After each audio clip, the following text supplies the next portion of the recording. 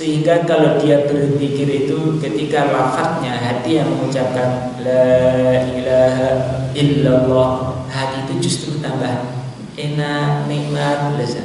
Kalau pusing, stres, panas, mikir beban-beban hidup, dengan berzikir la ilaha illallah langsung ayem, tentrem, rasa-rasa mumet hilang semuanya. Kapankah bisa seperti itu? Dzaqa ta'mal iman man radiya billahi rabba wa bil islami dina wa bi Muhammadin nabiyya. Yang akan bisa merasakan manisnya iman diantaranya orang yang hatinya itu puas, marem kalau Allah Ta'ala sebagai Tuhan dia, agak Nabi Muhammad sebagai nabinya, agama Islam sebagai agamanya. Kalau hati itu mulai ditata, marem betul, puas betul, kalau yang dia sembah dengan sebenar-benarnya itu hanyalah Allah Ta'ala.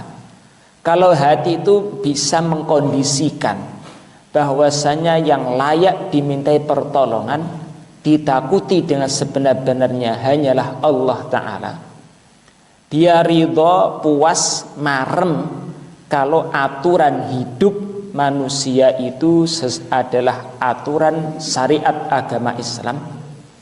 Ketika dia marem, puas betul kalau yang dijadikan suri tauladan dalam kehidupan dia adalah yang mulia Nabi Agung Muhammad sallallahu alaihi wasallam, kalau hati dia kondisi seperti itu, maka dia akan merasakan manisnya iman. Sholat tahajud itu nikmat, lezat. Baca Quran itu nikmat, lezat. Seorang sahabat tengah-tengah sholat sunnah dipanah musuh dari belakang. Anak panah masih menancap di punggung, tapi kenikmatan sholat tidak bisa hilang dari dirinya. Sehingga walaupun punggung itu bercucuran darah, masih ada anak panah menancap, tetapi berat untuk menghentikan diri dari sholat sunnah. Saking enaknya sholat itu, walaupun anak panah menancap pada punggung, tetap mendingan melanjutkan sholat daripada menghentikan sholatnya. Terus melanjutkan menikmati nikmatnya sholat. Ternyata sebenarnya dalam sholat itu juga ada kelezatan tersendiri. Syekh Abdul Qadir Al-Jailani, beliau kalau habis isya sudah megang tasbih, sudah menyebut Allah gitu, sudah. Nanti tanpa terasa azan subuh sudah dikumandangkan. Ternyata dalam zikir itu ada kenikmatannya. Baca Quran ada kenikmatan, ibadah ada kenikmatan. Kapan seseorang itu bisa merasakan kenikmatan tersebut? Di antaranya ketika hati dia itu ridho, puas Allah Ta'ala sebagai Tuhan dia, yang ditakuti sebenarnya hanyalah Allah. Aturan agama Islam adalah aturan terbaik untuk kehidupan dia. Nabi Muhammad adalah junjungan dia, pimpinan dia untuk menuju ridha Allah Ta'ala. Maka bagi Nabi menganjurkan agar senantiasa mengulang lafaz-lafaz ini setiap pagi dan petang, sehingga nanti hati kita itu betul-betul puas Allah sebagai Tuhan kita, aturan agama Islam sebagai aturan kehidupan kita, Nabi Muhammad sebagai pimpinan kita untuk menuju ridha Allah Ta'ala. Sehingga ibadah itu nikmat, sedekah nikmat, baca Quran nikmat. Kalau seseorang belum bisa merasakan kenikmatan dalam amal agama, dikhawatirkan ketika ada masalah berat, hatinya sumpek, otaknya panas, akan meninggalkan agama, cari hiburan-hiburan yang lain. Maka sebelum kita mulai, insyaallah kita bareng-bareng mengucapkan kata-kata tadi sebanyak 3 kali. Insyaallah ya. Bismillahirrahmanirrahim. Raditu billahi rabba. Raditu billahi rabba. Wa bil islami dina. Wa bi Muhammadin nabiyyan wa rasula.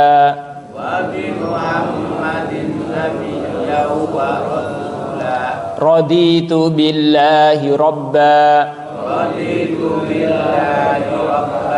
Wa bil islami dina. Wa bi Muhammadin nabiyyan wa rasula.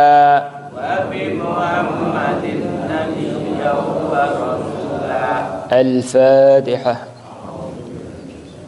Bismillahirrahmanirrahim. Alhamdulillah.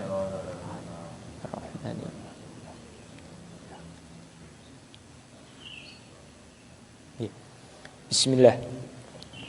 Insyaallah kita lanjutkan mudzakarah fikih kita kemarin tentang sholat jamak.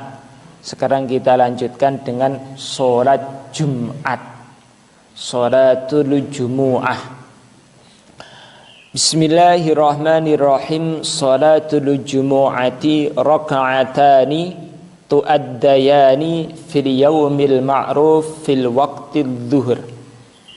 Sholat Jumat, sholat yang jumlahnya 2 rakaat yang dikerjakan khusus pada hari Jumat pada waktu sholat zuhur. Waktunya itu sama seperti waktunya sholat zuhur, tapi khusus dikerjakan pada hari Jumat. Wal mu'tamad annaha salatun mustaqillatun wa laysa zuhran maqsurah. Walihada salatul zuhri la tughni ma'a imkanil jumu'ah idza lam yadikil waqt. Para ulama mengatakan bahwasanya sholat Jumat itu suatu sholat yang tersendiri, bukanlah sholat zuhur yang diringkas menjadi 2. Oleh karena itu, selama waktu masih cukup untuk mengerjakan sholat Jumat, maka tidak bisa digantikan dengan mengerjakan sholat zuhur. Khusus hari Jumat, ya harus sholat Jumat. Selama waktu masih cukup untuk sholat Jumat, ya harus dengan mengerjakan sholat Jumat, tidak bisa digantikan dengan yang lain. Wa fadilatuha ya afdhalus shalawatil mafruḍah. Sholat Jumat ini adalah sholat yang paling utama dari seluruh sholat-sholat fardu. Zuhur, asar, maghrib, isya, subuh. Dari sholat-sholat yang ada, yang paling utama adalah sholat Jumat. Sholat Jumat lebih utama daripada sholat-sholat yang lain. Wa jama'atuha afdhalul jama'at. Begitu juga sholat jamaah itu yang paling utama adalah sholat jamaah pada hari Jumat alias sholat Jumat. Sholat Jumat ada beberapa keistimewaan tersendiri, tertib tersendiri, sehingga punya fadilah tersendiri. Kalau sholat 5 waktu, subuh, zuhur, asar, maghrib, isya, itu dikerjakan sendiri sah. Tapi kalau sholat Jumat nggak bisa. Sholat Jumat itu harus dikerjakan secara berjamaah, tidak bisa dikerjakan sendiri-sendiri, nggak bisa. Maka sholat Jumat ini lebih baik, lebih utama, maksudnya paling utama dari seluruh sholat yang ada. Sebenarnya seluruh sholat nggak ada yang remeh, semuanya istimewa. Tapi yang paling istimewa adalah sholat Jumat. Dan sholat Jumat harus dikerjakan secara berjamaah, tidak bisa dikerjakan sendiri. Saya tak di kebun aja, nanti sholat Jumatnya saya yang jadi imam, plus makmum, plus khotib, plus mendengarkan sekalian. Nggak bisa. Tapi kalau untuk sholat yang lain, subuh, zuhur, waktu zuhur, Orang-orang pada pergi kerja ke kantor, di asrama sepi, nggak ada orang. Dia yang adzan, dia yang iqomat, dia yang menjadi imam plus jadi makmum. Maknanya seorang diri, boleh, nggak ada masalah. Itu untuk selain sholat Jumat. Tapi untuk sholat Jumat enggak, harus dikerjakan secara berjamaah. Di antara fadilah sholat Jumat, as-shalawatul khamsi wal jumu'atu ila jumu'ah wa ramadhan ila ramadhan yukaffiratun fima bainahunna idza jtunibal kaba'ir. Antara sholat 5 waktu, zuhur sampai ke asar, dari Jumat ke Jumat berikutnya, dari Ramadan sampai ke Ramadan berikutnya, akan menjadi penghapus dosa di antara keduanya, selama dosa-dosa besar ditinggalkan, dia jauhi. Hari ini sholat Jumat, pekan depan sholat Jumat lagi. Dosa-dosa antara sholat Jumat satu dan yang lain akan diampuni dosanya oleh Allah Ta'ala, dengan catatan pelakunya menjauhi dosa-dosa besar. Dosa besar itu seperti apa? Dosa besar diantaranya uququl walidain, durhaka kepada kedua orang tua, meninggalkan sholat, makan riba, itu semuanya adalah dosa-dosa besar. Man ghassala yaumal jumu'ah wa ightasala wa bakkara wa ibtakara wa masya wa lam yarkab wa da'a wa dana minal imam fastama'a wa lam yalhu kana lahu bi kulli khatwatin amalu sanatin ajru siyamiha wa qiyamiha. Dalam riwayat Imam Ahmad, Imam Tirmidzi, ada hadis Aus ibnu Aus, dijelaskan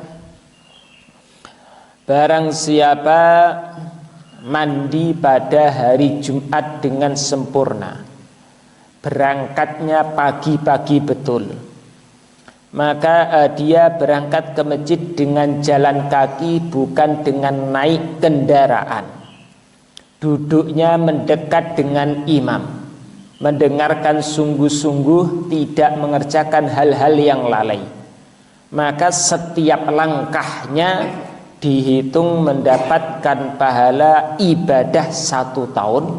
Siangnya diisi puasa, malam harinya diisi dengan qiyamul lail, sholat malam. Keistimewaan khusus untuk hari Jumat. Baru langkah-langkahnya saja itu nanti dihitung pahala ibadah 1 tahun setiap langkahnya. Makin jauh berarti pahalanya makin banyak. Dengan catatan mandi dengan sempurna, mandi Jumat, berangkatnya pagi-pagi, ke masjidnya jalan kaki, dekat dengan imam, tidak mengerjakan hal-hal yang lalai. Maka nanti setiap langkahnya oleh Allah Ta'ala dikasih anugerah pahala ibadah 1 tahun. Siangnya dipenuhi dengan puasa, malam harinya diisi dengan tahajud.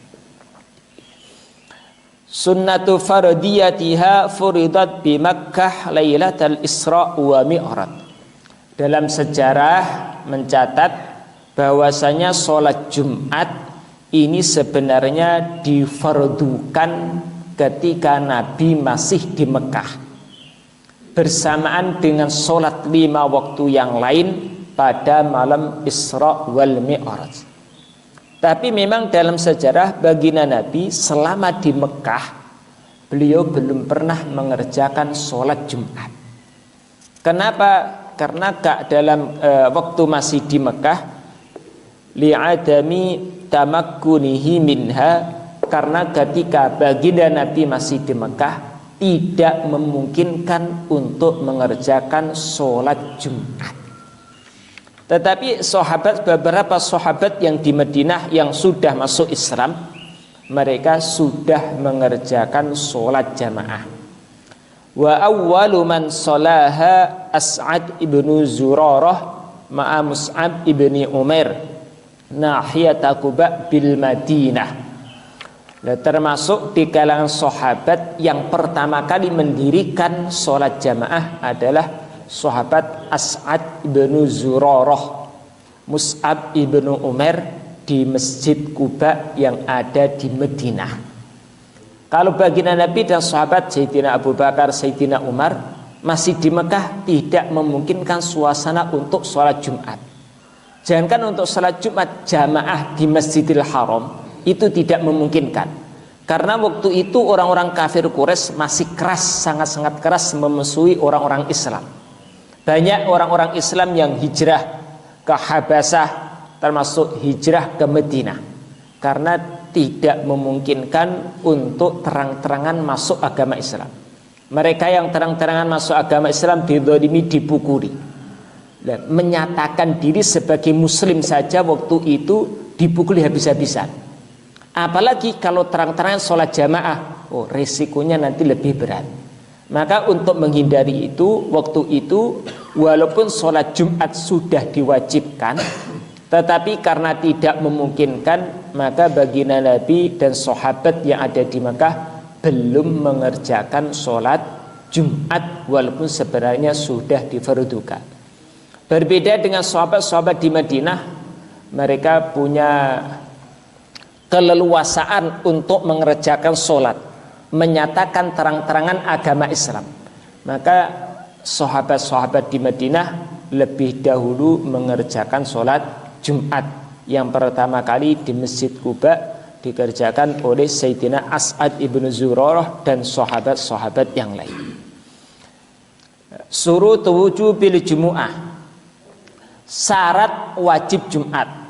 Maksudnya kalau kriteria-kriteria ini, syarat ini sempurna pada diri seseorang, maka wajib sholat Jumat. Kalau tidak sholat Jumat, maka dia berdosa. Tidak seluruh umat Islam wajib Jumatan.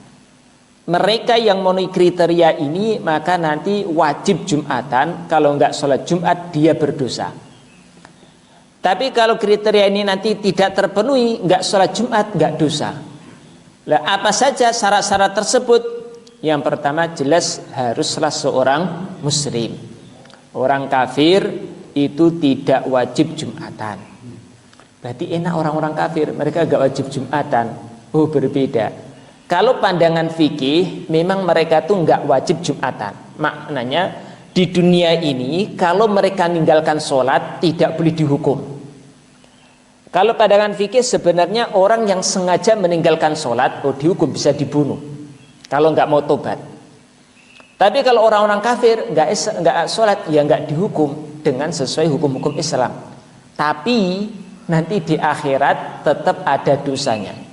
Maka diceritakan dalam Al-Quran, orang-orang kafir dimasukkan dalam neraka Saqar. Ma salakakum fi Saqar? Qalu lam naku minal musallin. Karena dulu kami di dunia itu enggak sholat. Yang jawab ini bukan orang-orang Islam. Orang-orang kafir dimasukkan neraka Saqar. Ditanya, kenapa kalian orang-orang kafir kok masuk neraka Saqar? Alasannya bukan karena kami tidak beriman, tapi alasannya karena kami dulu di dunia lam nakum minal musallin, bukan termasuk orang yang sholat. Orang kafir kalau di akhirat juga ada siksaan sebab meninggalkan sholat. Tapi kalau di dunia nggak boleh dihukum gara-gara meninggalkan sholat. Berbeda dengan orang-orang Islam. Maka orang-orang Islam ini adalah orang-orang yang dicintai Allah. Maka ada syariat-syariatnya. Kalau mereka meninggalkan syariat, ada hukuman di dunia, sehingga nanti di akhirat nggak akan ada hukumannya lagi. Berbeda orang-orang kafir, kelihatannya kehidupannya bebas, tidak ada hukuman-hukuman di dunia, tetapi nanti hukumannya dikumpulkan jadi satu di akhirat. Yang kedua, al-bulugh, balik. Maka anak kecil memang tidak wajib sholat. Enggak Jumatan dosa, enggak, tidak dosa. Tapi orang tuanya kalau membiarkan anaknya enggak sholat, orang tuanya yang dosa. Jadi, seperti yang masyhur kita ketahui, anak itu ketika sudah umur 7 tahun wajib dididik sholat. Kalau orang tua biarkan anaknya sudah umur 7 tahun nggak sholat, biarkan saja, itu nanti anaknya nggak dosa, karena anaknya memang belum balik. Tetapi orang tuanya biarkan anaknya terbiasa meninggalkan sholat, itu nanti yang dosa orang tuanya.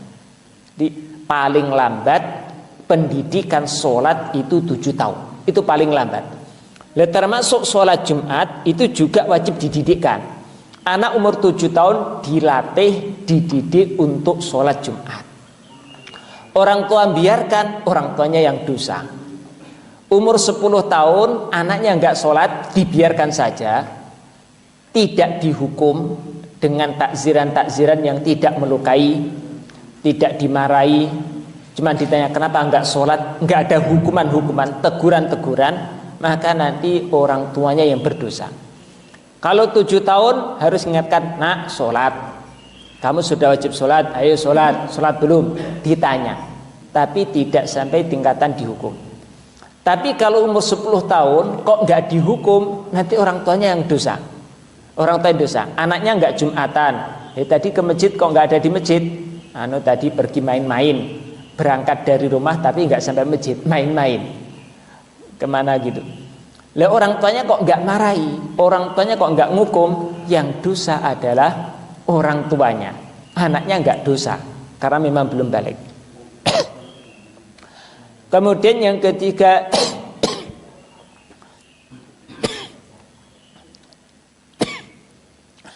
al-aqlu, berakal. Orang gila jelas tidak ada kewajiban untuk sholat Jumat. Kemudian yang keempat, al-hurriyah, merdeka. Kalau zaman dulu ada namanya budak, manusia diperlakukan seperti budak. Kalau di Al-Quran diceritakan kisah Nabi Yusuf. Nabi Yusuf dizalimi saudaranya, ditangkap, dimasukkan ke sumur yang ada di tengah hutan. Kemudian ada musafir lewat, ingin nimba air. Ketika nimba air, yang dapat bukan dapat air, justru dapat anak kecil. Maka dibawa, diselamatkan dari sumur, dibawa sampai ke Mesir. Bukan diajak makan bareng, malah dijual. Manusia dijual seperti binatang, disuruh kerja tapi nggak diupah, disuruh kerja ini gratis seperti binatang. Itu kuda itu disuruh kerja tapi cuma dikasih makan, uangnya yang nerima pemilik kuda. Zaman dulu ada budak, diperlakukan seperti itu, seperti manusia tapi diperlakukan seperti budak, disuruh kerja cuma dikasih makan, nggak dikasih upah apa-apa. Kemudian yang keenam, as-sihah, sehat. Orang yang sakit, yang sekiranya dia merasa berat akan mendapatkan beban yang berat, kalau dia memaksakan diri hadir sholat Jumat, maka nanti tidak wajib untuk sholat Jumat. Kalau dia nekat sholat Jumat, boleh. Sah nggak? Sah. Tapi nanti kalau dia tidak Jumatan juga tidak dosa. Hanya saja ketika dia sudah memaksakan diri untuk ke masjid, berarti kan mampu ke masjid, maka tidak boleh meninggalkan masjid, tidak jadi Jumatan kalau sudah masuk waktu Jumat. Sebenarnya dia ini sakit, pusing, migrain, ngeliyeng, tapi memaksakan diri untuk sholat Jumat. Sholat Jumat. Kemudian setelah nunggu sholat Jumat, dia berpikir, saya kan sakit, ini baru adzan, saya tak pulang saja meninggalkan sholat Jumat. Oh, enggak boleh. Kalau sudah sampai di masjid dan sudah tiba waktu sholat Jumat, tidak boleh gara-gara sakit kemudian pulang. Kecuali kalau dia memaksakan diri di situ, sakitnya tambah parah dan dia tidak mampu menahan. Nah, kalau seperti itu boleh meninggalkan masjid. Kemudian yang ketujuh, al-iqamah, orang yang mukim, orang yang niat dalam hatinya tinggal di suatu daerah lebih dari 4 hari selain hari masuk hari keluar. Aslinya bukan orang Magetan, tapi sekedar jenguk saudara di Magetan. Berapa lama? Niatnya 5 hari. Selain hari datang, hari Jumat datang, nanti hari Kamis baru meninggalkan. Berarti Sabtu, Ahad, Senin, Selasa, Rebu. Berarti di Magetan 5 hari. Untuk apa? Jenguk saudara. Orang seperti ini istilah fikihnya mukim, orang yang mukim. Nah, kalau seperti itu maka tetap wajib sholat Jumat. Dia tidak menjadi inti pokok dalam sahnya sholat Jumat, tapi tetap wajib sholat Jumat.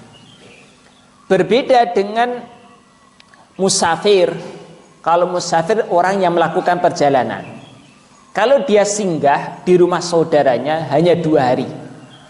Hari Sabtu datang, Ahad, Senin, Selasa sudah pergi. Berarti tinggal di rumah saudara cuman 2 hari ngitungnya. Maka nanti ketika hari Jumat tiba, tidak wajib Jumatan. Kalau Jumatan tetap sah. Tapi kalau tadi jenguk rumah saudara berapa lama? 5 hari. Hari Sabtu datang, Ahad, Senin, Selasa, Rabu, Kamis, Jumat pulang. Berarti statusnya adalah mukim. Kalau mukim tetap wajib Jumatan. Hanya saja kalau mukim itu bukanlah orang yang inti untuk menjadikan kesahan sholat Jumat. Yang menjadi inti sah tidaknya sholat Jumat adalah istilah fikihnya mustautin, pribumi, penduduk asli, tempatan. Tidak pergi kemana-mana kecuali ada hajat. Sudah pagi siang malam seumur hidup sampai mati ya di situ. Maka pekerja-pekerja orang yang merantau, orang Magetan merantau ke Sumatera. Kalau memang dari hatinya ingin balik lagi ke Magetan suatu saat nanti, kalau uangnya sudah banyak, maka selama bertahun-tahun walaupun sampai 20 tahun di Sumatera sana tetap statusnya mukim, bukan mustautin. Tetap bukan pribumi, bukan orang tempatan asli, karena dalam hatinya masih ada keinginan untuk pulang. Santri-santri yang mondok sampai puluhan tahun, sampai mengajar berkeluarga di sana, kalau memang hatinya itu masih pingin pulang kampung suatu saat nanti, maka namanya bukan mustautin, bukan penduduk asli, sehingga nanti tidak bisa menjadi inti pokok dalam sholat Jumat. Wajib Jumatan tapi bukan orang yang inti dalam Jumatan. Tetap wajib Jumatan tetapi tidak menjadikan asbab sahnya sholat Jumat. Wallahu a'lam. Nggih. Sebelum dilanjutkan mungkin ada pertanyaan nggih, monggo. Monggo, ibu-ibu.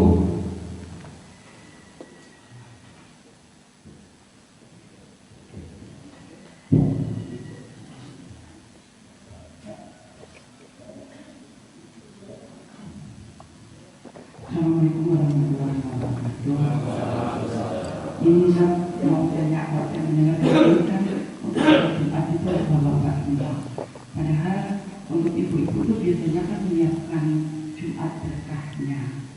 Nah ini kalau ibu-ibu sambil menunggu Jumat berkah, karena takut kalau nanti ada yang kurang atau yang apa, khidmatkan Ustaz.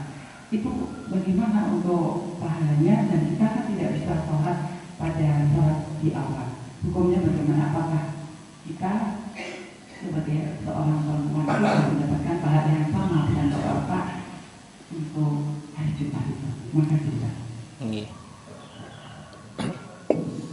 Untuk ibu-ibu kadang-kadang nggak bisa ikut Jumatan karena nyiapkan Jumat berkah. Jumat berkah maknanya nasi, nasi atau snack-snack untuk Jumat berkah. Karena sibuk menyiapkan akhirnya tidak bisa sholat Jumat. Terus bagaimana untuk sholat awal waktu pun sholat zuhur karena sibuk menyiapkan juga tidak bisa. Terus apakah dapat pahala? Kalau pahala sedekah jelas dia dapatkan. Niatnya adalah menggembirakan orang-orang Islam juga dia dapatkan. Harapannya supaya orang-orang tambah semangat sholat Jumat. Karena di masyarakat itu saking lemahnya iman, Kalau untuk Jumatan murni mencari ridha Allah itu kalau sebagian nggak mau berangkat. Tapi kalau Jumatan niatnya menghadiri sholat Jumat dan ngejar Jumat barokah, itu malah mau datang. Kalau tergantung niatnya, kalau niatnya adalah semoga orang-orang yang belum Jumatan barokah Jumat berkah mau Jumatan, membantu orang yang ibadah dapat pahala orang yang ibadah.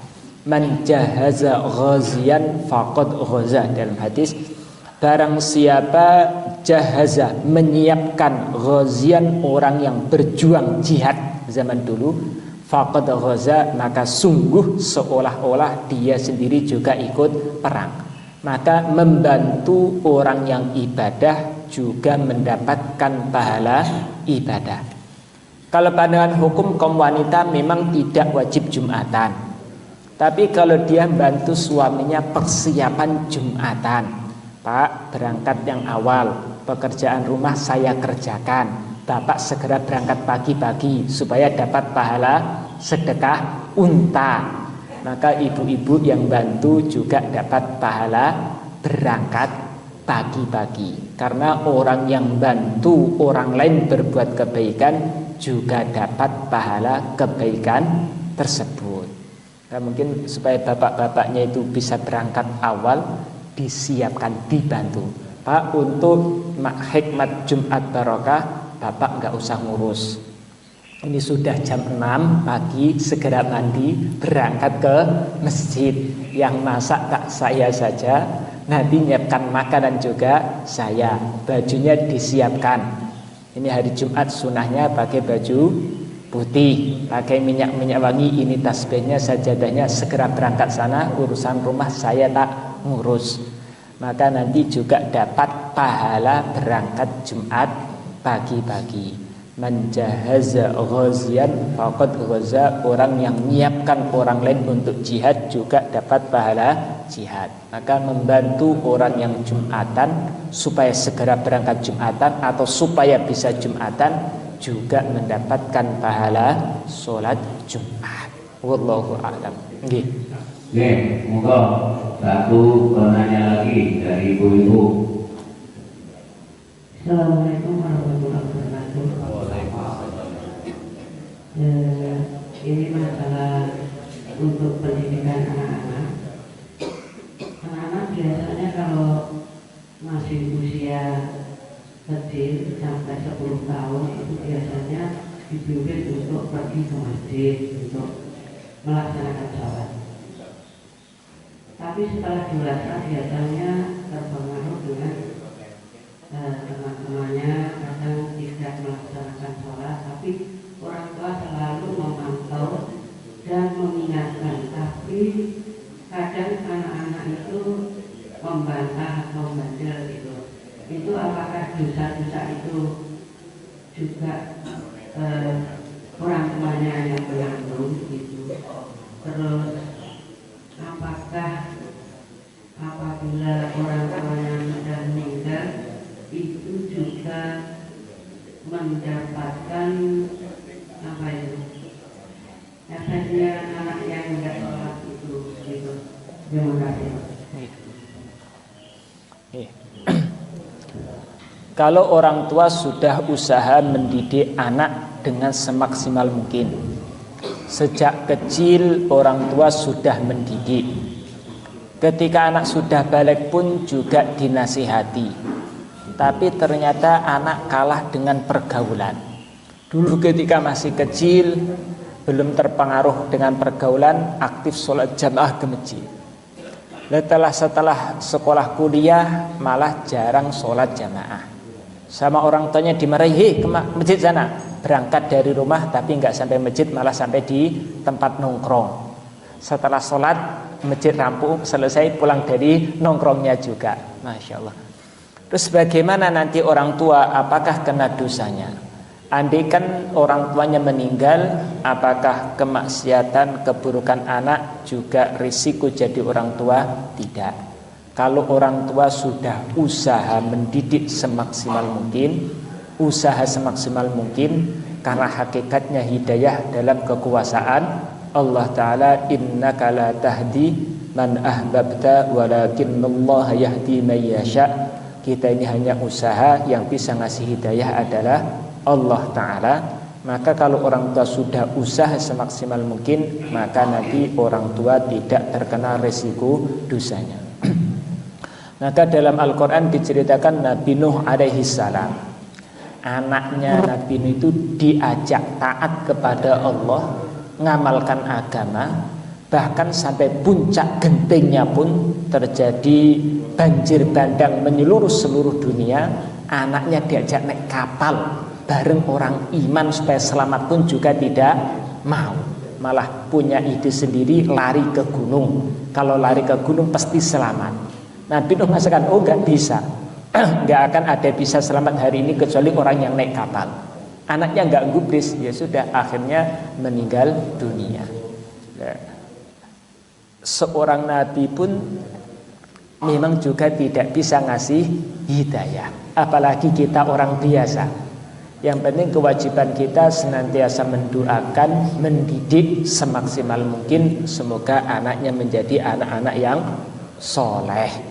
Dan semoga nanti bisa menjadi anak soleh. Kalau sudah usaha semaksimal mungkin, insya Allah nanti juga tidak mendapatkan risiko dari anak-anak kita. Wallahu a'lam. Nggih. Ini mau tanya. Nggih. Tadi disampaikan kewajiban untuk mendidik anak umur 7 sampai 10 tahun itu ada pada orang tuanya. Nah, apakah juga itu melekat pada kakek neneknya? Itu satu. Atau kakek neneknya sudah bebas dari kewajiban itu karena sudah mendidik anaknya. Kemudian yang kedua, rukun sholat insya Allah termasuk tumakninah. Nah, apa antara bacaan Al-Fatihah dengan surat itu perlu tumakninah juga, saudara? Tadi dibahas mengenai kewajiban pendidikan anak itu adalah orang tua. Nah, kalau kakeknya bagaimana? Apakah juga kena tuntutan tersebut? Selama nanti ada istilah wali. Wali itu siapa? Kalau masih ada orang tua. Tapi kalau orang tua sudah meninggal, ayah ibu sudah nggak ada, maka beban utama dalam pundak-pundak kakeknya. Kalau memang orang tua tidak ada, atau ada seperti tidak ada. Ada sebagian anak itu orang tuanya merantau, akhirnya anaknya ikut kakek nenek. Ya sudah, yang di depan dia adalah kakek nenek, berarti yang tanggung jawab pendidikan adalah kakek nenek. Lah kalau ayahnya ada, kakeknya juga ada, siapa? Tanggung jawab inti adalah orang tua dalam pendidikan. Nanti kakek menyempurnakan, tapi yang paling inti itu adalah orang tuanya. Maknanya kalau orang tuanya, anaknya nanti tidak terdidik dengan baik, itu yang dosa utama adalah orang tua. Pendidikan 7 tahun itu pendidikan paling lambat. Bukan berarti start awal, itu paling lambat. Kalau kita lihat dalam sejarah, sebelum itu sudah dididikkan. Kalau di nas hadisnya itu yang masyhur diantaranya sholat. Kemudian yang kedua pendidikan mahabbah. Adibu auladakum ala thalathi khisal, hubbi nabiyikum wa hubbi ahli baitihi wa qiraatil Quran. Cinta Nabi, cinta keluarga Nabi, cinta membaca Quran. Kadang-kadang orang tua itu banyak lalai di sini. Pendidikan itu sekedar membaca Quran, belum sampai tingkatan hobi suka membaca Quran. Dan menanamkan cinta baca Qurannya agak sulit. Ini lebih sulit daripada mendidik bisa baca Quran. Kalau anak bisa hanya dididik bisa baca Quran, maka nanti biasanya itu kalau sudah dewasa malah jarang baca Quran. Kelas S1 sampai SD itu masih rajin baca Quran. Tapi kalau sudah SMP, Al-Quran tidak pernah dipegang kecuali bulan Ramadan saja. Tapi yang dikehendaki itu mahabbah, cinta membaca Al-Quran. Nah, kalau sudah ada hobi cinta membaca Quran, pekerjaan apapun tidak bisa menghalangi dari membaca Quran. Oke. Kembali pada materi awal, yang kewajiban inti adalah orang tua, kakek. Kalau sudah ada orang tua tidak berkewajiban, maka nanti yang dosa pertama adalah orang tua. Lah kakek nanti babnya bab amar ma'ruf nahi mungkar. Kalau melihat orang tuanya, ayahnya enggak didik anaknya, nanti kakeknya yang bagian mengingatkan orang tuanya. Wallahu a'lam. Kemudian yang kedua kaitan dengan tumak ninah. Dalam sholat ada rukun yang namanya tumak ninah, berhenti sejenak sehingga nampak beda antara satu rukun dengan rukun yang lain. Dari sujud pertama dengan sujud kedua, sujud pertama menuju duduk di antara dua sujud. Dari duduk di antara dua sujud menuju sujud. Ketika sujud wajib tumak ninah. Duduk di antara dua sujud juga ada tumak ninah. Nampak ada jedanya. Sujud tek, duduk tek. Ada sejenak. Nampak ada pemisah. Kemudian baru lanjut sujud kedua. Kalau nampak seolah-olah pir saja, langsung balik gini, berarti tidak ada tumak ninah. Maka para ulama menggambarkan itu kurang lebih seukuran membaca tasbihat subhanallah. Jadi duduk sejenak, tek, subhanallah minimalnya, baru melanjutkan. Kurang lebih minimalnya seperti itu. Tentu yang lebih sempurna diiringi dengan bacaan zikir sesuai dengan rukunnya masing-masing. Lah antara Al-Fatihah dengan surat setelahnya apakah ada tumak ninah? Kalau istilah fikihnya bukan tumak ninah tapi saktah, diam sejenak. Itu hukumnya bukan wajib tapi sunnah. Setelah Al-Fatihah sebelum surat, walaupun bukan imam, sholat sendiri, tetap dianjurkan ada saktah, ada jedana, ghairil maghdubi alaihim waladdallin, amin, diam sejenak. Baru bismillahirrahmanirrahim.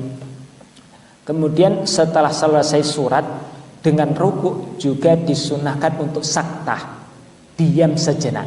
Qul huwallahu ahad, Allahus samad, lam yalid wa lam yulad wa lam yakul lahu kufuwan ahad. Diam sejenak baru Allahu akbar. Kalau langsung bagaimana? Lam yalid wa lam yulad wa lam yakul lahu kufuwan ahad, Allahu akbar. Lanjut seperti itu bagaimana? Boleh, tapi yang paling bagus ada jedanya. Ghairil maghdubi alaihim waladdallin, amin, bismillahirrahmanirrahim. Seperti itu enggak ada jeda. Bagaimana hukum sholatnya? Sah, tapi yang paling bagus ada jeda. Sunnah, disunahkan ada jeda. Setelah takbir dengan doa iftitah sama Allahu akbar, diam sejenak. Inni wajjahtu wajhiya lilladzi fataras samawati, ada diamnya. Kemudian setelah iftitah dengan ta'awudz juga wa ma ana minal musyrikin, diam sejenak. Baru a'udzu billahi minasyaitonir rajim, bismillahirrahmanirrahim. Ada jedanya sebentar. Nah, seperti itu hukumnya sunnah. Andaikan tidak, hukumnya tetap sah. Terutama seperti sholat tarawih, biasanya saktahnya tidak diperhatikan. Kalau tarawih itu sudah gasnya pol betul, remnya diblongkan. Bagaimana hukum sholatnya? Sah, tapi yang utama dikasih saktah, jeda. Satu pertanyaan lagi. Karena tidak ada Pak Bapak. Assalamualaikum warahmatullahi wabarakatuh. Waalaikumsalam. Pada sholat Jumat, khotib ini menyampaikan khutbah. Khutbah yang pertama selesai, khutbah yang kedua ini langsung berdoa. Ya, tidak ada penyampaian risalah dan sebagainya, langsung berdoa. Nah, bagaimana terkait dengan sholat Jumat tersebut? Terus yang kedua, yang menjadi imam di situ kebetulan batal, ya, karena maksud Ya ternyata di samping kanan kiri ini tidak ada pintu yang memungkinkan supaya imam ini bisa keluar, sehingga tetap di situ. Menunjuk jamaah yang ada di belakang imam. Ternyata jamaah di belakang imam ini kurang mendalam masalah agama. Majulah dia, sehingga pada sholat Jumat itu karena dia tidak paham dengan sholat, dia melakukan dua kunut. Nah, terkait masalah ini mohon petunjuk. Terima kasih. Assalamualaikum warahmatullahi wabarakatuh. Yang pertama mengenai khutbah Jumat. Khutbah pertama dan khutbah kedua masing-masing ada 3 hal yang harus dibaca. Yang pertama memuji kepada Allah, kemudian sholawat, yang ketiga wasiat takwa. Dalam khutbah pertama harus ada, dalam khutbah kedua juga harus ada. Kalau khutbah kedua hanya doa saja bagaimana? Kalau pandangan ulama mazhab Syafi'i, mereka mengatakan khutbahnya tidak sah. Syarat sah Jumatan itu harus dimulai dengan khutbah dulu. Kalau khutbahnya enggak sah, maka tidak bisa Jumatan. Harus khutbahnya diulang lagi, baru mendirikan sholat Jumat. Di syarat sah sholat Jumat itu harus dimulai dengan khutbah dulu yang sah. Berbeda dengan sholat Id. Sholat Id itu sunnah, khutbahnya juga sunnah. Andaikan hanya sholat Id saja, nggak ikut khutbah, sah. Hanya ikut khutbah, nggak sholat Id juga tidak dosa. Tapi kalau sholat Jumat nggak bisa. Sholat Jumat itu wajib, dan syarat boleh sahnya sholat Jumat harus dimulai dengan 2 khutbah yang sah. Maka kalau rukun yang kedua tadi belum, bagaimana? Seharusnya khutbah kedua diulang lagi, khutbahnya diulang. Kemudian yang kedua, masalah tengah-tengah sholat imamnya batal. Ternyata yang di belakang imam bukanlah orang yang paham agama. Kemudian pas sholat dapat 2 rakaat dia kunut. Kalau kunutnya kunut nazilah itu disunahkan. Ada istilah kunut nazilah, kunut yang dianjurkan dibaca ketika akhir sholat fardu, rukuk i'tidal rakaat terakhir, karena adanya musibah yang menimpa umat Islam. Walaupun bukan di negeri kita. Maka sebagian daerah sampai saat ini kadang pas sholat Jumat, kadang di sholat-sholat yang lain, rakaat kedua ada kunut nazilah. Kenapa? Sekarang saudara muslim yang di Palestina masih banyak yang dizalimi. Walaupun katanya sekarang sudah merdeka, tetapi ternyata masih ada penculikan. Dan seperti itu disunnahkan kunut nazilah. Tapi kalau memang karena tidak tahu, akhirnya dia 2 rakaat itu seperti sholat subuh. Berarti kalau dia pahamnya itu karena saking awamnya, kefahaman dia kalau 2 rakaat ada kunutnya. Terus bagaimana? Apakah kunut seperti itu sampai tingkatan membatalkan sholat? Setahu saya kata kalau isinya hanya doa tidak sampai membatalkan sholat. Tetapi ya makruh, dimakruhkan. Tidak sampai tingkatan membatalkan sholat. Tapi wallahu alam, nanti ditahqiq kembali. Memang ada sekarang ini sampai seperti ini. Beberapa daerah itu Masya Allah, satu sisi Islam begitu maju, satu sisi Islam sangat-sangat mundur sekali. Beberapa kawan, kalau Trenggalek itu kan termasuk basis NU, banyak ulama, banyak pesantren. Tapi ada beberapa pelosok di pegunungan itu sholat zuhur itu seperti sholat isya. Bagaimana? Suaranya jahar, dikeraskan suaranya dengan bukan suara pelan. Kawan saya yang di sana kaget, ini kok keras, ini ada apa? Tanya. Ternyata saking tidak tahunya. Terus di Pangandaran saya sendiri pernah ke suatu daerah pegunungan yang pelosok.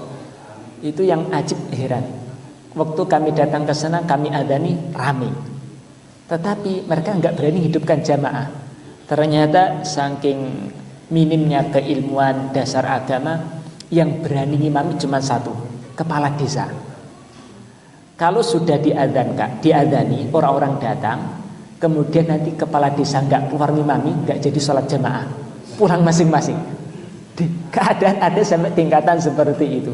Maka rombongan-rombongan dikeluarkan itu diantaranya sebagai sayang kepada saudara muslim. Mungkin di tempat kita, masya Allah, alhamdulillah, nikmat yang besar, agama terjaga dengan baik, semangat agama baik. Yang saya kami itu sampai heran, sampai Jumatan nggak ada Jumatan. Kenapa? Nggak ada yang berani ngimami, nggak ada yang berani menjadi khotib. Sudah datang, sudah adat yang datang sampai 10 orang, tapi nggak jadi sholat jamaah, nggak keluar-keluar, sudah nggak sholat di masjid, pulang masing-masing. Sholatnya di rumah masing-masing, nggak ada yang berani mimpin jamaah. Masya Allah, Allah. Semoga yang sebentar ini diberkahi oleh Allah Ta'ala. Subhanallah bihamdihi, subhanakallahumma wa bihamdika, asyhadu an la ilaha illa anta, astaghfiruka wa atubu ilaik. Assalamualaikum warahmatullahi wabarakatuh. Allah